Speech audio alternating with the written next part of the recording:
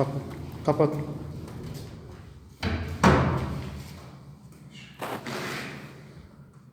Oluyor. Özlem haline getir abi. Ne tarafa bakıyor? Oturduğu bir tezi bırak.